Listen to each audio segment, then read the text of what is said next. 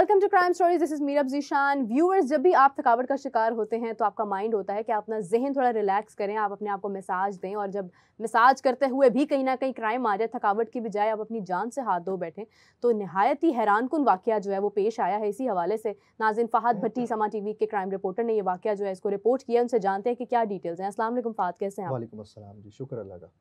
फ़हद साहब, क्या हुआ एग्जैक्टली? मतलब पहले भी इस तरह का वाकया हमने सुना, और ये क्या ट्रेंड बनता जा रहा है कि मसाज के दौरान जो है वो आप किसी की जान ले रहे हैं? क्या पैसों का कोई लालच है या फिर कोई ज़हनी दबाव का लोग शिकार है? वजह क्या है?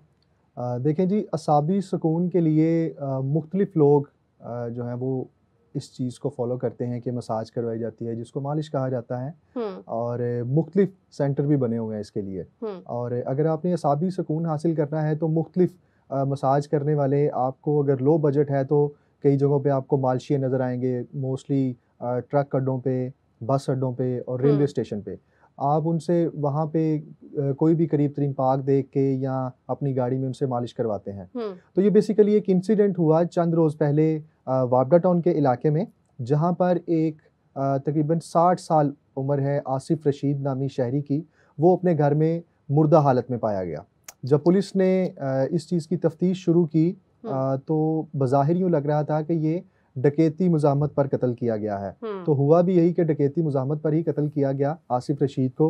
लेकिन ये सारा वाक़या हुआ कैसे और कौन लोग इस वाक़ये में मुलव्विस थे, ये मैं आपको बताता हूँ। लेकिन उससे पहले ये चीज़ जो है वो बताना बहुत ज़रूरी है कि किसी भी शख्स को जिसको आप अच्छे तरीके से नहीं जानते, आप उसको अपने घर बुला रहे हैं तो आप खुद दावत दे रहे हैं मौत को या क्राइम को, कि आपके साथ कोई वारदात हो या आपके साथ कोई इस तरह का इंसिडेंट हो, हादसा पेश आ जाए। तो बेसिकली वापडा टाउन के इलाके में आसिफ रशीद नामी शहरी की लाश मिली घर से। जब पुलिस ने तफ्तीश शुरू की और पता लगा कि जी ये डकैती मुज़ाहमत पर कत्ल किया गया है, तो पुलिस ने 24 घंटों से भी कम वक्त में 3 मुल्ज़मान को गिरफ्तार किया, जिसमें एक मिर्ज़ा अहमद बेग था और एक इमरान नामी शख्स था, एक अहमद था। 2 मुल्ज़मान हैं जिनका नाम अहमद है, तीसरा इमरान था। पुलिस ने उन तीनों मुल्ज़मान को गिरफ़्तार किया और जब उनसे तफ्तीश शुरू की गई तो उसमें ये पता लगा कि मक़तूल आसिफ रशीद नामी शख्स जो है ये घर में अकेला रहता था। इसकी बीवी से इसकी अलहदगी हो चुकी थी। इसके 2 बेटे हैं जो बैरून मुल्क रहते हैं और इसकी एक बेटी जो यहाँ पे पाकिस्तान में रहती है, उसकी शादी हो चुकी थी। घर में आसिफ रशीद साहब जो हैं वो अकेले रहते थे। 2 गाड़ियाँ थी उनके पास और घर में कुछ अच्छी खासी फैमिली थी, पैसा पुसा था उनके पास, फैमिली ठीक थी वो।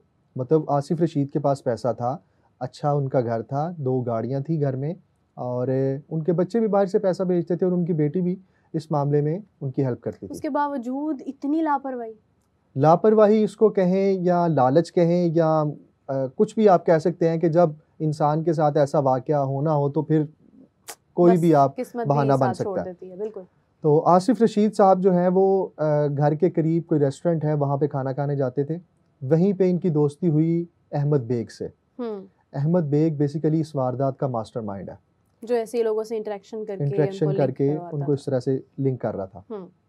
अहमद बेग की दोस्ती हुई आसिफ रशीद से और उसने आसिफ रशीद के घर आना जाना शुरू कर दिया। एक दफ़ा वो घर आया, दूसरी मरतबा जब वो घर आया तो उसको पता लगा कि आसिफ रशीद साहब को मसाज करवाने का शौक़ है। एक तो वो बुज़ुर्ग थे आसिफ रशीद, और दूसरा जब वो अपने घर में वापस जाते थे तो उनको ये फील होता था कि थकावट हुई है, तो असाबी सुकून के लिए वो किसी न किसी मालशिए को अपने पास बुलाते थे और उससे मालिश करवाते थे, उसको पैसे दे के वो चला जाता था। बिल्कुल सही। मिर्ज़ा अहमद बेग ने ये सारा प्लान बनाया अपने कुछ साथियों के साथ मिलके, और वो इनके घर आया, आसिफ रशीद के घर आया और उसने बोला कि आपको मालिश करवानी है तो मैं 1-2 मेरे जानने वाले हैं, मैं उनको बुलाता हूँ। उसने सारा पहले से प्लान बनाया हुआ था। सही। उसने 2 बंदों को बुलाया, उनमें से एक अहमद मुल्ज़म था और एक कोई और था जिसका नाम अभी तक सामने नहीं आया। आसिफ रशीद साहब ने कहा कि मैं इस बंदे अहमद से अपनी मसाज करवाऊंगा। अहमद ने और मिर्ज़ा अहमद बेग ने, इन दोनों ने आसिफ रशीद साहब की मसाज शुरू की। उनकी टांगे दुबाई, उनको दुबाया अच्छा खासा, और जब भी ये साबी सुकून होता है तो आपको रिलैक्स फील होता है, आप गनूदगी में जाते हैं। तो इसी दौरान आसिफ रशीद सो गए। सही। जब आसिफ रशीद की आंख खुली तो मिर्ज़ा अहमद बेग, अहमद और तीसरा इनका एक और साथी था गुमनाम। वो तीनों वहां पे वारदात कर रहे थे। चौथा मुलजम जिसका नाम है इमरान, वो ऊबर वाला है, वो इन लोगों को वहां पे लेके आया था और चला गया वो वापस, वो भी इस वारदात में मुलव्विस है। इसमें इमरान जो है ना वो उसको भी गिरफ्तार किया गया। अच्छा। ठीक है। और जो चौथा मुलजम है उसको अभी तक जो है वो गिरफ्तार नहीं किया गया पुलिस ने, पुलिस की जानिब से ये बताया जा रहा है। तो बेसिकली हुआ ये था कि जब वो वारदात कर रहे थे तो आसिफ रशीद की आंख खुल गई।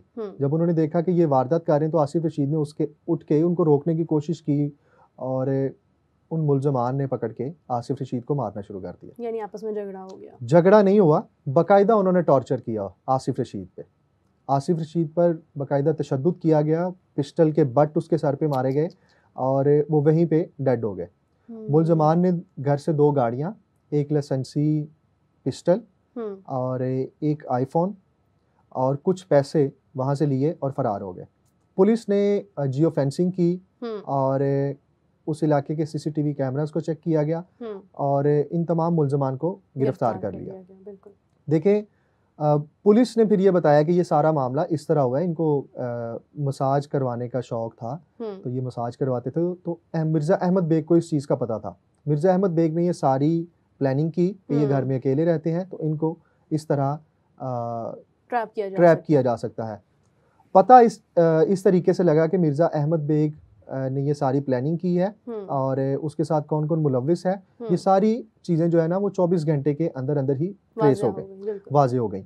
और आसिफ रशीद की मौत का इस तरीके से पता लगा था कि उनकी बेटी जो यहाँ पे वाबडा टाउन में रहती है, जिनकी शादी हो चुकी है, वो अपने वालिद को सुबह सुबह उन्होंने फ़ोन किया, उन्होंने फ़ोन अटेंड नहीं किया तो फिर वो उनके घर चली गई। जब उन्होंने घर जाके देखा तो दरवाज़ा खुला हुआ था और जो अंदर वाला डोर है उसका ताला टूटा हुआ था और अंदर उनकी लाश पड़ी हुई थी।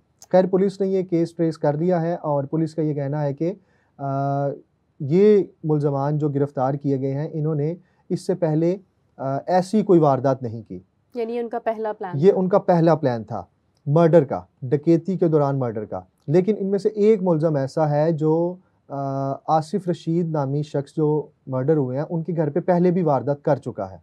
मतलब उसको पता था कि यहाँ पे ये घर में अकेला रहता है आसिफ रशीद। वो यहाँ पे पहले भी एक डकैती की वारदात कर चुका है और आसिफ रशीद ने शायद उस बंदे को पहचाना नहीं या वो थकावट में थे या उनको पता नहीं था कि ये वही बंदा है।